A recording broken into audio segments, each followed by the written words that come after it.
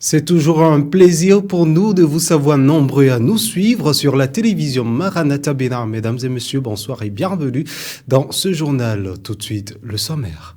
Dans l'ombre, le grand marché, loin du tumulte des ateliers modernes, un bruit direct rythme encore le quotidien de certains artisans, celui du bois qu'on polit et du métal qu'on façonne pour lui donner une forme circulaire. L'intelligence artificielle s'invite de plus en plus dans les rédactions, outils d'aide à l'écriture, de vérification, de montage et bien d'autres. Elle permet aussi un gain de temps et d'efficacité. On parlera également sport dans ce journal. La République démocratique du Congo n'a pas brillé contre la Jamaïque. Ce mardi, mal important était ailleurs. Les Léopards ont décroché un billet pour la Coupe du Monde pour la première fois depuis 52 ans grâce à une victoire 1-0 en prolongation en finale des barrages intercontinentaux à Guadalajara. Ainsi, la foi vient de ce qu'on entend et ce qu'on entend vient de la parole de Dieu. Romains 10, verset 17 à toutes et à tous à nouveau. Bonsoir.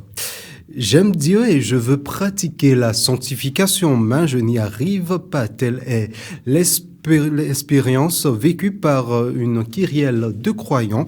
S'il est écrit dans Philippiens 4, verset 13, « Je puis tout par celui qui me fortifie ». Quels sont donc les obstacles à une vie de sanctification constante et permanente? Dans cet élément, le révérend Athanase Kadja nous éclaire. Je vais lire ça là rapidement. 2 Corinthiens 7, le verset 1 dit ceci. Ayant donc de telles promesses, bien-aimés, purifions-nous de toute souillure de la chair et de l'esprit en achevant notre sanctification dans la crainte de Dieu. En achevant notre sanctification dans la crainte de Dieu. Tu vas voir en Égypte, Joseph, il n'avait pas une église où il allait. Il n'est même pas avec ses parents. Mais comment il a fait pour échapper à la tentation, à la pression de la femme de Potiphar? Il avait la crainte de Dieu dans son cœur. C'est pour cela qu'il dit, ça va me coûter n'importe quelle chose. Il a laissé chasser, il a fui. Sans la crainte de Dieu dans votre cœur, vous ne pouvez pas mener une vie de sainteté. Sans la conscience, vous voyez, vous devez avoir conscience de la présence de Dieu avec vous, partout où vous vous trouvez. La conscience de la présence de Dieu, là où je suis, là, Dieu me voit, les yeux de Dieu sont sur moi, et par conséquent, je ne peux pas, au fait, Dieu ne veut pas que nous ayons peur de lui. Dieu veut que nous le servons par amour. J'aime tellement Dieu que je ne peux pas lui faire ça. J'aime tellement Dieu que je ne peux pas lui faire ça. C'est ça. C'est pas, donc, il faut avoir la crainte de Dieu. Autre obstacle, c'est si vous ne demeurez pas dans la parole. Jésus a dit, sanctifie-les par ta parole est la vérité. Aujourd'hui, ce qui est vraiment dommage, les chrétiens sont devenus des chrétiens de dimanche. Les dimanches, l'église est remplie. Mais l'enseignement biblique qui va leur permettre de comprendre la vie chrétienne, ils ne viennent pas. Mais si tu ne demeures, Jésus dit, sanctifie-les par ta parole est la vérité. C'est quand tu te mets dans la parole, tu es exposé régulièrement à la parole que tu vas te rendre compte que, il reste encore ceci. Il reste encore ceci que je dois sortir. Ainsi de suite, là, tu demeures régulièrement dans la parole et la parole te sanctifie. Ensuite, puisque la sanctification, sans la sanctification, personne ne verra le Seigneur. L'homme de Dieu va plus loin dans ses propos, énumérant d'autres attitudes ou comportements qui empêchent la marche dans la sanctification chez certains croyants. La parole, au fait, c'est un miroir. Quand tu regardes un miroir et tu vois tache quelque part, tu enlèves. Tu regardes un miroir, ainsi de suite. Maintenant, les chrétiens ne veulent plus se mirer dans la parole. Ce serait difficile. Donc, si vous ne demeurez pas dans la parole, et aussi, si vous ne priez pas, vous avez besoin de la prière. Ce n'est pas une affaire de force. On ne peut pas mettre la parole de Dieu par notre propre force, par notre propre effort. D'ailleurs, nous n'allons pas au ciel par notre propre effort. Mais ce qui différencie les chrétiens de la nouvelle alliance, de l'ancienne alliance, c'est que nous avons la grâce de Dieu. Donc quand nous prions, Dieu va nous accorder la grâce pour mener une vie de sainteté, une vie agréable. Mais si tu es un chrétien, aujourd'hui c'est les affaires, on court ici, on ne prie même pas avant de sortir. Un chrétien ne fait pas une dévotion normale avant de sortir. Et tu peux venir vider ces idées comment. Donc, voilà quelques éléments qui peuvent nous empêcher, qui peuvent constituer d'obstacles à la vie de sainteté. Et si nous refusons aussi de nous consacrer, vous voyez, c'est-à-dire, je vous ai dit que le fait de consacrer, j'ai consacré mon corps pour Dieu, je ne vais plus utiliser mon corps. Pourquoi? J'ai consacré mes yeux pour Dieu, je ne vais pas utiliser mes yeux pour regarder ce qui ne glorifie pas Dieu. J'ai consacré mes mains pour Dieu, je ne vais plus utiliser mes mains pour faire ce qui ne glorifie pas le nom du Seigneur. Vous comprenez cela? Donc, si nous ne sommes pas prêts à nous consacrer, à nous mettre à part pour Dieu, nous ne pourrons pas venir vider cette vie. Et sur un autre volet, à présent dans l'ombre des grands marchés, loin du tumulte, des ateliers modernes, un bruit direct rythme encore le quotidien de certains artisans, celui du bois qu'on polit et du métal qu'on façonne pour lui donner une forme circulaire. Ici naît cet ustensile, simplement indispensable dans nos cuisines africaines. Suivez plutôt. Le bruit du marteau résonne sur le métal. Nous sommes dans ce petit atelier où se fabrique un outil pourtant indispensable dans de nombreux foyers, le tamis. Ici, pas de bois, pas de fibres naturelles. Le tamis est entièrement conçu à partir de tôles, de fils de fer et de grillages métalliques fins choisis pour leur solidité et leur durabilité. Au milieu de cette activité se cache la difficulté d'acquisition du matériel. Les travaux que j'ai appris sont nombreux, mais ce travail-ci, c'est moi-même qui me suis débrouillé pour l'apprendre. Le blanc a aussi sa propre créativité, mais il ne réussit pas toujours. Je le fais pour les revendeuses de Topa et quand elles me cherchent, elles s'arrangent pour me retrouver. La fabrication du tamis commence par la découpe de tôle. L'artisan taille ensuite une bande métallique qui servira à former le cadre du tamis. Cette bande est soigneusement courbée pour obtenir une forme circulaire parfaite. Puis vient après la pose du grillage. Ce grillage fin va déterminer la finesse du tamisage et va être découpé aux dimensions exactes du cadre.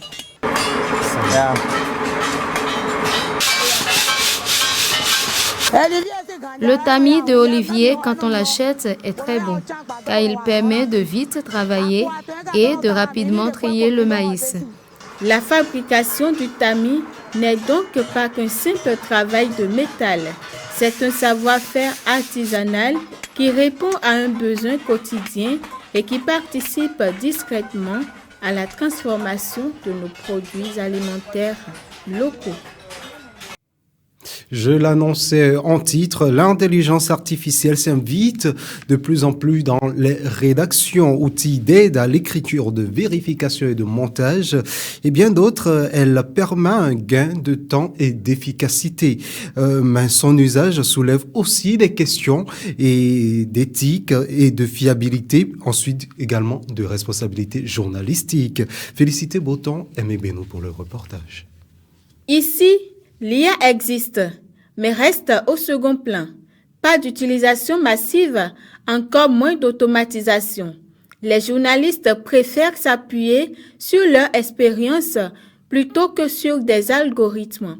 Effectivement, nous avons l'habitude d'utiliser l'intelligence artificielle dans notre rédaction, même si ce n'est pas fréquemment, on l'utilise parfois pour peut-être la correction d'un texte, la correction d'une information, pour faire une certaine recherche parfois. Donc, on ne l'utilise pas fréquemment, mais on l'utilise quand même. Parce que nous sommes à l'ère de l'intelligence artificielle et on ne peut quand même pas s'en passer. Je n'ai jamais utilisé l'intelligence artificielle. Je ne me suis jamais servi de ça pour écrire mes papiers. À vrai dire, je sais l'utilité que cela peut apporter dans notre travail, surtout ce que nous faisons. Je pense que ça peut faire disparaître l'originalité de ce que nous faisons.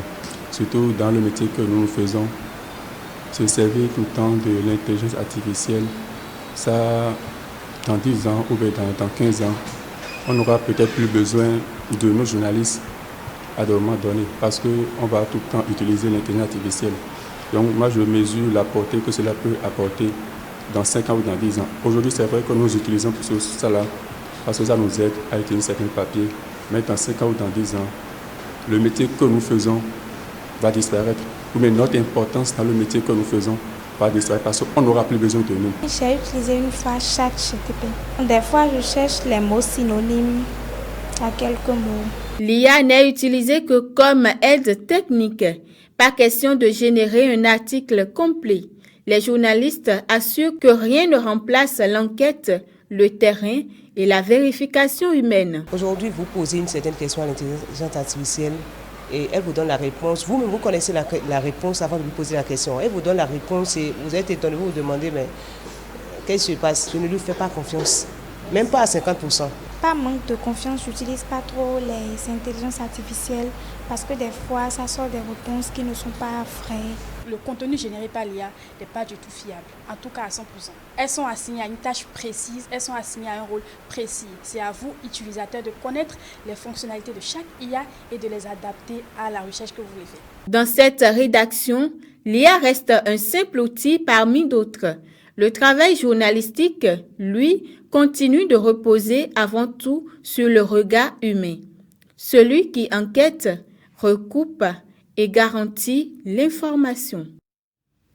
Produit incontournable de nos marchés croustillants et apprécié de tous, le Clui-Clui fait partie de ces petites choses simples qui racontent notre identité. Derrière ce bâtonnet doré se cache un travail artisanal, une économie locale et surtout une histoire de transmission. Allons donc à la découverte de cette galette d'arachide avec Victorine Pécou, responsable de la production de cet aliment, qui nous explique le processus de transformation.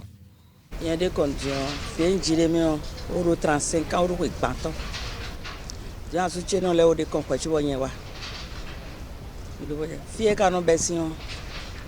Et me passe, mais non, tiens, non, des blés au podo de qu'un possible. Bon, ça. D'ailleurs, alors même, nous sommes des akmame. Nous sommes des. Bon, ouvertement ou quand bon wa ba solution beaucoup machine ni comme dire c'est ça na dit mais son ai hon mi no te non fa bon mi no iglindo mom de no ligbade o mi li o ina rozozo mais ina rozozo mi no dalo am eve wo efa ai hon efa mi no je no je de mi no sindeji no je yanji ba mi ono ton ami oton ina fion et puis et dans les dossiers de vous dit ben botte bo ben amlin et takino et na blo et na do takime do tavoji et quand et na blo sans takime et dossier dit pour et nous dire même dit nous beta mi fide et no ku je kwikwi ne et ndo mi dossier dit ben bo mi na je mi de e bo o yo mi amiona ton et no sien de fa na sien kwa chobo amiona ton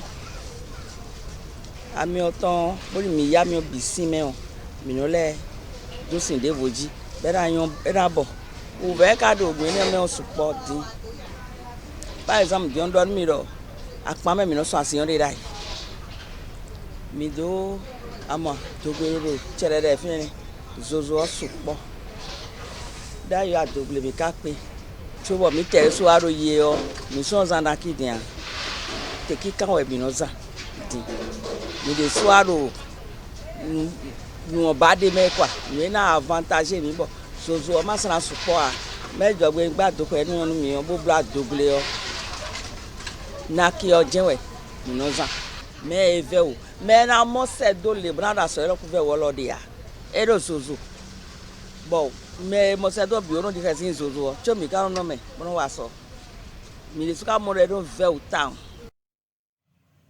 Après la fabrication et la vente, place maintenant à ceux qui en raffolent à toutes les couches, chacun à sa façon et apprécie d'apprécier le Clui-Clui. Pourquoi ce goût ne disparaît-il pas de nos habitudes? Je vous invite à suivre les consommateurs à ce propos. Clui-Clui là, selon moi, c'est une bonne chose quand même. Parce que c'est quelque chose qui nous aide quoi. Si tu n'as pas l'argent maintenant là, avec Clui-Clui là, tu es déjà rassasié avec Gali.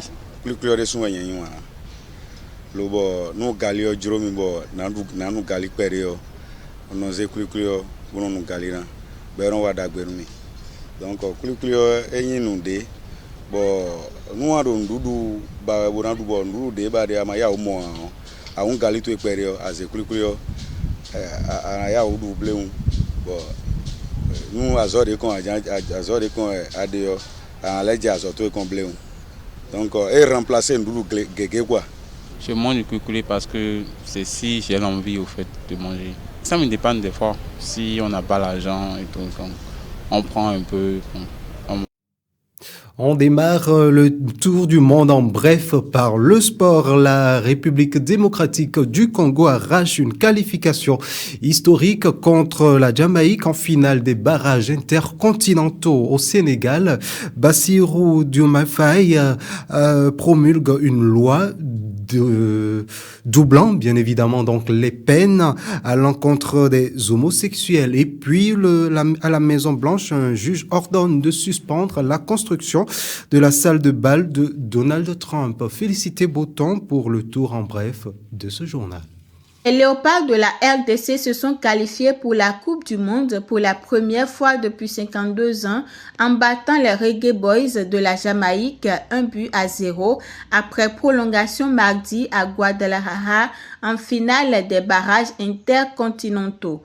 Longtemps en difficulté et parfois maladroits, les Congolais ont fini par faire la différence à l'usure. Le but de la délivrance est signé Axel Touanzébé sur corner en prolongation après validation de la VAR. Malgré plusieurs occasions, les Léopards ont dû attendre pour faire craquer des Jamaïcains accrocheurs. La RDC affrontera le Portugal pour son entrée en lice au Mondial.